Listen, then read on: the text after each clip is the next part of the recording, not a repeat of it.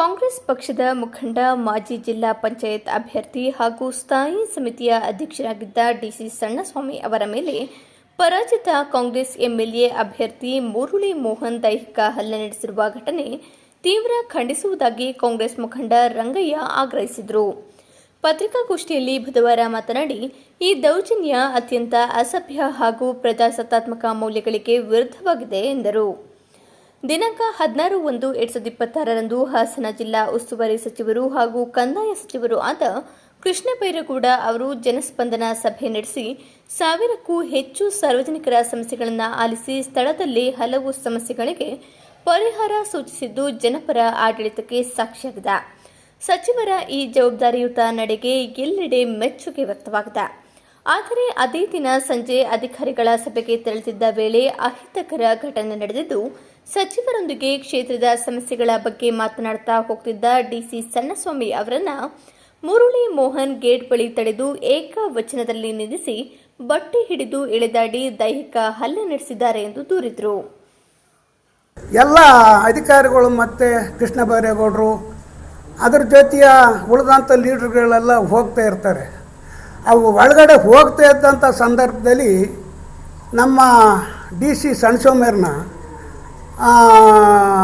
ಮುರಳಿ ಮೋಹನ್ನವರು ಕಾಂಗ್ರೆಸ್ ಮುಖಂಡರು ಈ ನಮ್ಮ ಡಿ ಸಿ ಸಣ್ಣಸ್ವಾಮಿಯವ್ರನ್ನ ಎದೆ ಹಿಡಿದು ಹಿಂದಕ್ಕೆ ತಳ್ಳಿ, ನೀನು ಯಾಕಪ್ಪ ಒಳಗೆ ಬರ್ತೀಯ, ನೀನು ಬರೋದನ್ನೆಲ್ಲ ಒಳಗೆ, ನೀನು ಇಲ್ಲೇ ಇರು ಅಂತ ಹೇಳಿ ಸ್ವಲ್ಪ ಅವ್ರ ಹತ್ರ ಯಾರು ಪುಡಾರಿ ಗಳು ಇಟ್ಕೊಂಡು ಅವರು ಎಲ್ಲ ಹಿಡಿದು ಹಿಂದಕ್ಕೆ ನೂಕ್ಬಿಟ್ಟು ಅವ್ರನ್ನ ಬಟ್ಟೆ ಎಲ್ಲನೂ ಹಿಡಿದು ಹರಿತಾರೆ. ಅದರ ಜೊತೆಗೆ ಪೊಲೀಸ್ನವರು ಕೂಡ ಮುರಳಿ ಮೋಹನ್ ಪರವಾಗಿ ಪೊಲೀಸ್ನವರು ಕೂಡ ಈ ಸಣ್ಣಸ್ವಾಮಿ ಮೇಲೆ ಸ್ವಲ್ಪ ದರ್ಪ ದೌರ್ಜನ್ಯ ಇದು ಮಾಡ್ತಾರೆ. ಆಮೇಲೆ ಅವರು ಕೂಡ ನೂಗ್ತಾರೆ ಹಿಂದಕ್ಕೆ ಸಣ್ಣಸ್ವಾಮಿಯವ್ರನ್ನ. ಆವಾಗ DYSP ಇದ್ದರು ಅವ್ರ ಮೇಲೆ ಮತ್ತೆ ಜೋರು ಮಾಡ್ತಾರೆ, ನೀನು ತಗೊಂಡೆ ಒಳಗಾಗ್ತೀನಿ ನಾನು, ನೀನು ಯಾಕೆ ಇಲ್ಲಿ ಬರ್ತಾಯಿದ್ದೀಯಾ, ಬೇಡ ಅಂತ ಇದ್ದಾರೆ, ನೀನು ಯಾಕೆ ಬರ್ತಾಯಿದ್ದೀಯ ಅಂತೇಳಿ ಮುರಳಿ ಮೋಹನ್ ಪರವಾಗಿ ಮಾತಾಡ್ತಾರೆ. ಆಗ ಅವರು ಈಗ ಏನು ಅಲ್ಲ ಮಾತಾಡೋಕೆ ಒಂಚೂರು ಇದು ಮಾಡಿ, ಈಗ ಅವ್ರನ್ನ ನೀವು ನೋಡಿದ್ದು ಎಲ್ಲ ನೋಡ್ಬೇಕಲ್ಲ ಅದರಿಂದ ದಯವಿಟ್ಟು ಈಗ ಏನು ಆಗಬೇಕಾಗಿಲ್ಲ. ಈಗ ನಮಗೆ ಈ ಮುರಳಿ ಮೋಹನ್ ಅವರ ಕಾಂಗ್ರೆಸ್ ಪಕ್ಷದಿಂದ ವಜಾ ಮಾಡಬೇಕು, ಉಚ್ಚಾಟನೆ ಮಾಡಬೇಕು. ಆಮೇಲೆ ಅವರು ಗ್ಯಾರಂಟಿ ಯೋಜನೆ ಅಧ್ಯಕ್ಷ ಆಗಿದ್ದಾರೆ, ಅಧ್ಯಕ್ಷರನ್ನ ತೆಗಿಬೇಕು. ಆಮೇಲೆ ಆಲೂರು, ಸಕಲೇಶ್ಪುರ ಮತ್ತು ಡಿಪ್ಯುಟೇಟ್ ಕ್ಯಾಂಡಿಡೇಟು ಅಂತಾರಲ್ಲ, ಆ ಡಿಪ್ಯುಟೇಟ್ ಕ್ಯಾಂಡಿಡೇಟು ಜವಾಬ್ದಾರಿ ಕೊಡೋಕ್ಕೂಡ್ದು. ಹಂಗೇನಾದ್ರು ಅಕಸ್ಮಾತ್ ಕೊಟ್ಟರೆ ಈಗ ಮುಂದೆ ಸ್ಥಳೀಯ ಚುನಾವಣೆ ಬರ್ತಾ ಇದ್ದಾವೆ. ಆ ಸ್ಥಳೀಯ ಚುನಾವಣೆಯಲ್ಲಿ ಅವರಿಗೆ ಜವಾಬ್ದಾರಿ ಕೊಟ್ಟರೆ ಕಷ್ಟ ಆಗುತ್ತೆ ಕಾಂಗ್ರೆಸ್ ಪಕ್ಷಕ್ಕೆ. ಅದರಿಂದ ಕಾಂಗ್ರೆಸ್ ಪಕ್ಷದಿಂದ ಅವ್ರನ್ನ ಉಚ್ಚಾಟನೆ ಮಾಡಿ ಅವ್ರನ್ನ ಯಾವುದೇ ಜವಾಬ್ದಾರಿ ಕೊಡ್ದಂಗೆ ಏನು ಗ್ಯಾರಂಟಿ ಯೋಜನೆ ಇದ್ದಾವೆ ಅವೆಲ್ಲನೂ ಅವ್ರನ್ನ ಏನು ಸದಸ್ಯತ್ವ ಇದ್ದಾವೆ ಅವೆಲ್ಲನೂ ವಜಾ ಮಾಡಬೇಕು ಅಂತ ನಾವು ಮಾನ್ಯ ಸಿದ್ದರಾಮಣ್ಣವರಿಗೆ, ಮುಖ್ಯಮಂತ್ರಿ ಸಿದ್ದರಾಮಣ್ಣವರಿಗೆ ಮತ್ತು ಉಪಮುಖ್ಯಮಂತ್ರಿ DK ಶಿವಕುಮಾರಣ್ಣವರಿಗೆ, ಆಮೇಲೆ ಪರಮೇಶ್ವರ್ ಅವರು ಗೃಹ ಮಂತ್ರಿ ಪರಮೇಶ್ವರ್ ಅವರಿಗೆ ಒತ್ತಾಯ ಮಾಡ್ತಾಯಿದ್ದೀವಿ.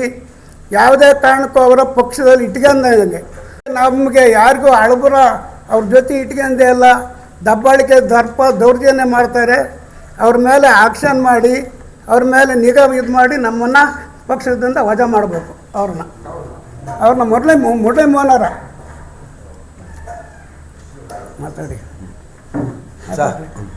ತಮ್ಮೆಲ್ಲರಿಗೂ ಧನ್ಯವಾದ. ನಾನು ಧರ್ಮಪ್ಪ ಅಂತ. ಆಲೂರು ಸಕಲೇಶ್ಪುರ 2 ತಾಲೂಕಿದು ಒಂದು ಕ್ಷೇತ್ರ. ಆ ಕ್ಷೇತ್ರ ಆಲೂರು ಅಂದರೆ ಅಕ್ಕಿನಾಡು ಅಂತ ಒಳ್ಳೆಯ ಹೆಸರುವಾಚಿಗೆ, ಸಕಲೇಶ್ಪುರ ಅಂದರೆ ಕಾಫಿ ಬೀಡು ಅಂತ ಒಳ್ಳೆಯ ಹೆಸರುವಾಚಿಗೆ. ಯಾವುದೇ ರಾಜಕಾರಣಿಗಳು ಬಂದರೂ ಇಲ್ಲಿವರೆಗೂ ಯಾವ ಪಕ್ಷದರು ಒಬ್ರಿಗೂ ಕಿತ್ತಾಟ, ಹೊಡೆದಾಟ, ಗಲಾಟೆ, ಘರ್ಷಣೆ ಯಾರಿಗೂ ಇಲ್ಲಿವರೆಗೂ ಮಾಡಿಲ್ಲ.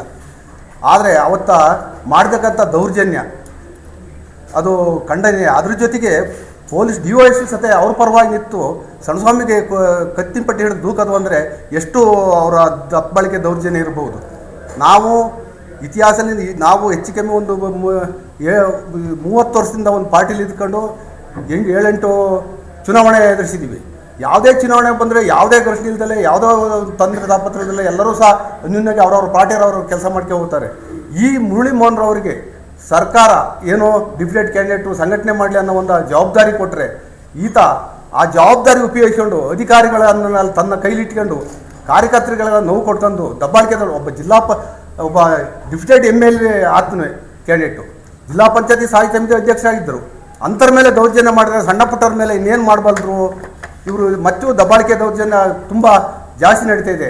ಆದರೆ ನಾನು ನಿಮ್ಮ ಮುಖೇನ ಹೋಮ್ ಮಿನಿಸ್ಟ್ರಿ ನಾನು ಕೇಳ್ಕೊಳ್ಳೋದಿಷ್ಟೇ, ಪೊಲೀಸ್ ಇಲಾಖೆಗಳನ್ನು ಸ್ವಲ್ಪ ಕಂಟ್ರೋಲಾಗಿ ತಾವು ಹೇಳಬೇಕು. ಅವರಿಗೆ ದೌರ್ಜನ್ಯ ಕಾರ್ಯಕರ್ತರ ಮೇಲೆ ದೌರ್ಜನ್ಯ ಮಾಡೋದ ರೀತಿಯ ಹಾಗೆ ಮುಖ್ಯಮಂತ್ರಿಗಳಿಗೂ ಸಹ ನಾವು ಒಂದು ಮನವಿ ಮಾಡ್ತೇವೆ. ದಯಮಾಡಿ ಇಲ್ಲಿಂದ ಅವನು ಮುರಳಿ ಮೋಹನ್ ಅಲ್ಲಿ ಕರೆಸ್ಕೊಂಡ್ರೆ ಒಳ್ಳೆಯದು. ಇಲ್ಲಿ ಪಾರ್ಟಿ ಸಂಘಟನೆ ಆಗಲ್ಲ. ಸಂಘಟನೆ ಇಡೀ ಏನು ಕಾಂಗ್ರೆಸ್ ಹಿಂದೆ ನಾವು ಹಳಬರಿದ್ದು 30-40 ವರ್ಷದಿಂದ ಕೆಲಸ ಮಾಡ್ಕೊಂಡು ಬಂದವರೆಲ್ಲರನ್ನು ದೂಷಿಸ್ಕೊಂಡು ಇವರೇ ಸೋಲಿಸಿರೋ ಅನ್ನೋ ಒಂದು ಭಾವನೆ ಇಟ್ಕೊಂಡು ಬೇರೆ ಯಾರನ್ನೋ ಪಾರ್ಟಿಲಿಲ್ದಾರನ್ನು ಎತ್ತಿ ಇಟ್ಕೊಂಡ್ಬಂದು ಎಲ್ಲರಿಗೂ ಅಧಿಕಾರ ಕೊಟ್ಕೊಂಡು ಕೊಡ್ತಾರೆ. ಯಾವುದೇ ಸ್ಥಾಯಿ ಸಮಿತಿ ಕೊಟ್ಕೊಂಡು ಇವತ್ತು ಕಾಂಗ್ರೆಸ್ ಒರಿಜಿನಲ್ ಕಾಂಗ್ರೆಸ್ಗೆ ಏನು ಅಧಿಕಾರಗಳಿಲ್ದಂಗೆ ಮಾಡ್ತಾಯಿದ್ದಾರೆ. ದಯಮಾಡಿ ನಿಮ್ಮ ಮುಖೇನ ನಾನು ಮುಖ್ಯಮಂತ್ರಿಗಳಲ್ಲಿ ನಾನು ಮನವಿ ಮಾಡೋದೇನೆಂದರೆ ಈ ಕ್ಷೇತ್ರದಿಂದ ಅವರನ್ನು ಅಲ್ಲಿ ಕರೆಸ್ಕೊಬಿಡಿ, ಇಲ್ಲಿ ಬೇಡ, ಈ ಜಿಲ್ಲೆಯೂ ಅಲ್ಲ ಏನಲ್ಲ, ಅದರಿಂದ ಅಲ್ಲಿ ಕರೆಸ್ಕೋಬೇಕು ಅಂತ ನಿಮ್ಮ ಮುಖೇನ ನಾನು ಮನವಿ ಮಾಡ್ಕೊಳ್ತೀನಿ ಸರ್. ಅಧ್ಯಕ್ಷ ನಮಸ್ಕಾರ.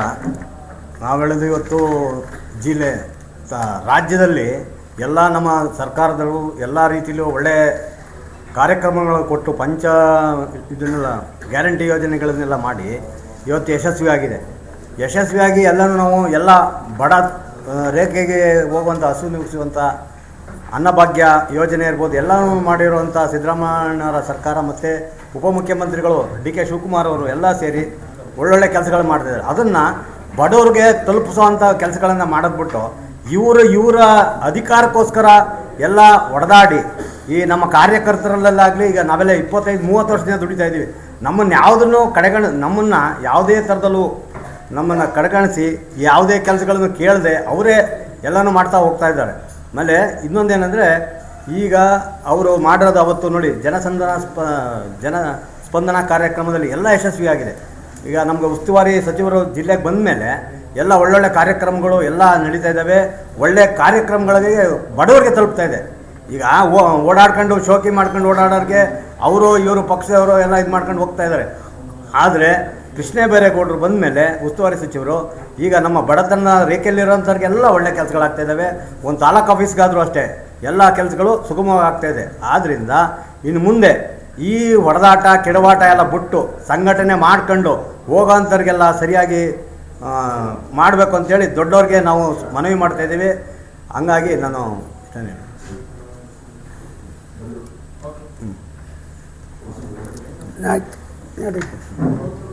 ಆಯ್ತು ಸರ್, ಎಲ್ಲರಿಗೂ ನಮಸ್ಕಾರ.